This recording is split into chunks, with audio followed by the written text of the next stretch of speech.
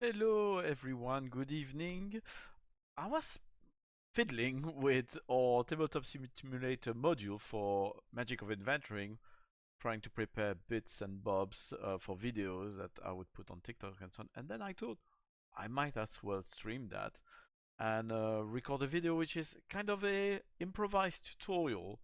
I'm still new with tabletop simulator, so please bear with me for the mishaps if they come across as not super professional. At least I hope you'll find them entertaining. So without further ado, let's jump into the free and already available via the tabletop simulator workshop, that's what it's called, uh, Magic of Inventoring module. So you can use that for free, not even without, even without supporting the Kickstarter right now, as the Kickstarter is not even over. The Kickstarter is ending on April 27th. Please continue to pledge so we can unlock more things. But you can use this cool module right away, especially if you already have the PDF of the old version. You can use the playheads as they are in the Tabletop Simulator module with the old rule in their old presentation. It works the same way. So let's jump in and see what it looks like. I find that Grumpy Bear did a great job with this module. Alright, so here we are in Tabletop Simulator. Oh, maybe I should have shown that. Can I show that, or would it show? So you can, yeah, you go to create. So you need to, hang on one second. You need to purchase Tabletop Simulator. I don't own that, neither does Grumpy Bear. Would love to. You can get it for, I think, $10 nowadays on Steam. So it's really worth the price if you like tabletop games and you want to play there online. So you need to purchase that in order to use our module. Unfortunately, again, that money doesn't come with you. Sorry for that little expense. But once you're there and you went to the workshop to the Magic of Inventoring module, you can subscribe and it should appear over here just in 1 second. So create multiplayer. All right, full reveal. This is the name of the host server I'm using for stream. I will change the password so you cannot sneak in. Quite simply, you set a server name to invite your friends. You can use a server password.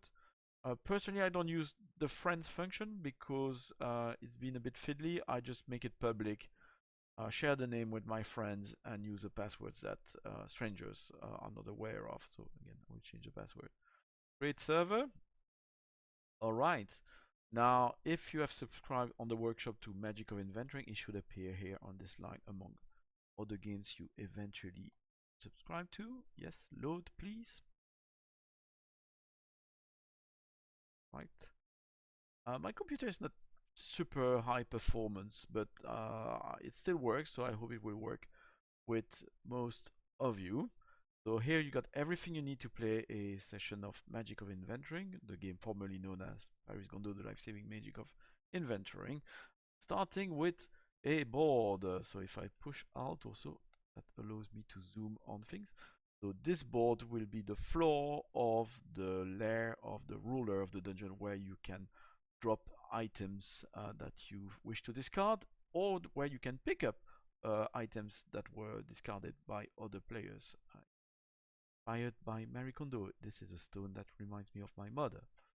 Then I'm not gonna go exactly step by step of the game. The game has 6 steps plus step 0, which is safety and emotional well-being.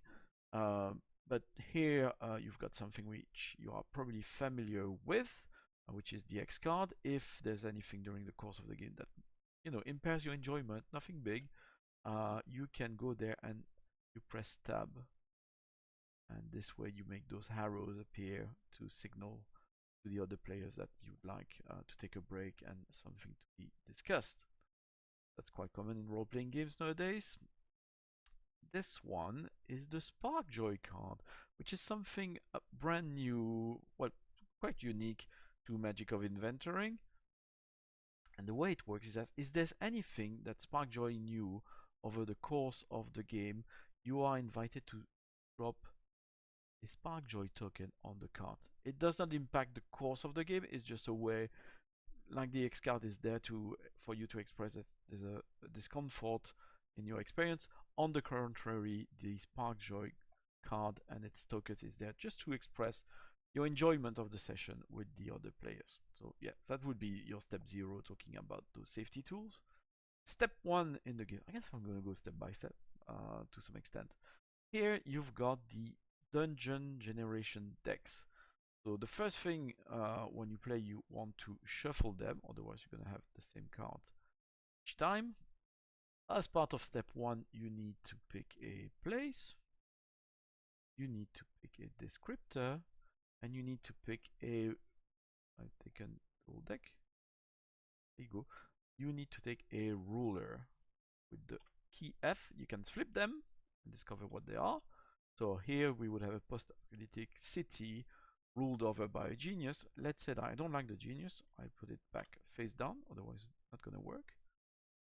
I don't like the genius, I can do that. I can shuffle again, and I can take one card, and here I've got a machine in a post-apocalyptic city. I can type here whatever I want. Oh no, we ran out of gas, quite a typical post-apocalyptic scenario. Lots of former gas station employees attacking. So yep. So in part, as part of this step, you develop what you want your dungeon to be. City on wheels, moving forward thanks to solar energy. But yeah, the game procedure and the rule will tell you, oh, you failed that. But long story short, you can engine of the city. As part of the game, you will create together this dungeon, and you can add here whatever information you want about the dungeon. And following that, this will inspire you for the creation of your adventures, as well as for the creation of your looted item. So that's step 1, the dungeon creation. You got everything you need to do that. Step 2 is the party. So each player will create an adventure. To do so, you just need to pick an adventurer class. There are 6 of them. There are 2 new unlocked adventurer classes. The stretch goals from the Kickstarter, which are the Necromancer and the Monk. They are not in the module yet because they need some extra rules to be explained, but they will be included after the Kickstarter. So each player picks a adventurer class. We've got 6 classic dungeon crawling class. We got the wizard, the rogue, the bard, the fighter, the cleric, and the barbarian. The first thing that differentiates them, using F key to flip them, is how much they can carry, and they are ordered. The wizard can carry the least with a maximum encumbrance of 12. Then we got the fighter and the bard who can carry 14. And then we've got 15 for the cleric and fighter. And finally, we've got the barbarian who can carry the most with 16. I always advise players not to focus too much on that, to really go with these are archetypes, to go with whatever inspires you the most colorful character. But because role-playing game, we like to balance things. If the wizard is the one who can carry the least, the wizard is the one also who has the starting inventory, which is the best in terms of stats. Beyond that, again, same thing with the starting inventory. What really matters is what inspires you the most. So if, let's say, I pick the wizard, a little thing you need to do in Tabletop Simulator is that you need to click your name, change color, and pick the matching color. You would put your name next to the relevant adventure deck, and here you've got all the cards which are of the objects which are listed here. So for the wizard, we've got 5 objects. Some have 6, some have 5, and then you can flip them, and these are all the objects from your starting inventory. You can flip that back because this is the face that will be useful to you. What else? Yeah, so the next step will be the creation, it will be the loot. Each player is expected to receive 2 looted item counts. Let's flip them and roll the stats for those looted items. The first thing you do is the affiliation. So you can do so by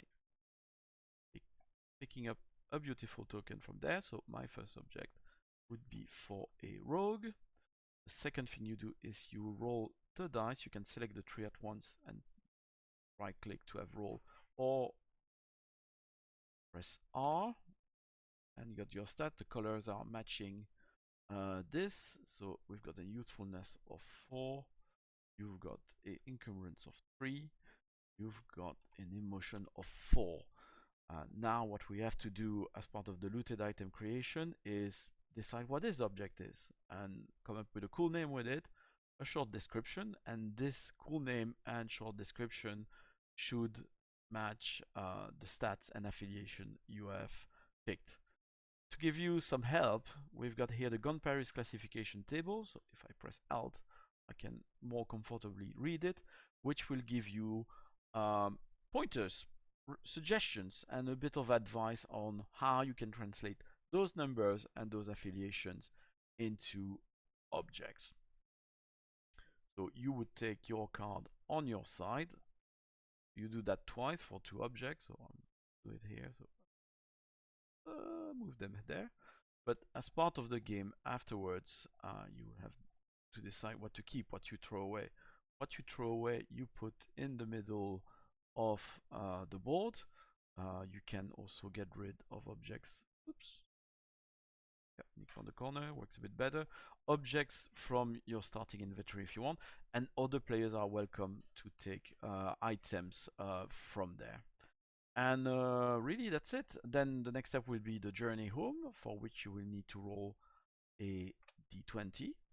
First you will roll against your average usefulness in the group. Actually here you will have to be a bit of math yourself. You have to calculate each player first. Let's go back to your character card. So once you have selected all of your objects, you need to do a little bit of math, calculate the total encumbrance, the sum of all the encumbrance. I'm gonna calculate here, but there you go. Let's say, okay, I got 10. It cannot be above your maximum encumbrance. That's explained the rule. In this case, you got the little symbol here. I don't know if you can see it. Interesting. I cannot do that there. Oh yeah, here you got a minus, and here you got an equal. That means that you take your maximum encumbrance minus the encumbrance of all of your objects, and you've got your encumbrance factor. Total usefulness, you add up the things. Don't forget that the cards I recommend. No, works better. I recommend to put together the objects with your matching affiliation. You will have to read the rules to see what that means. Well, that means that your usefulness is double if you have the matching affiliation. You put your total usefulness there, your total emotion there. You add up all the usefulness of all the characters, and here, sadly manually, but that's how life is, you type the average party usefulness. So if you don't know how to calculate an average, you make the sum of the average of the usefulness of each adventurer, and you divide it by the number of players, and you round it down or up. I don't remember. I should reread the rules. But as part of step 5, the journey home, you have first to roll against your average usefulness. 3, that would be a success. If I roll 13, that would be a failure. Again, go check the rules. Then you would have to roll the d20 again, and it would be your encumbrance factor that would play a part. And finally, step 6, the emotional epilogue. You will roll the d20 again, this time against your total emotion. I rolled a 14. This is above my total emotion of 10, which means that somehow my adventure would not have felt fulfilled. There would be a void in their heart till the end of their days. for some reason.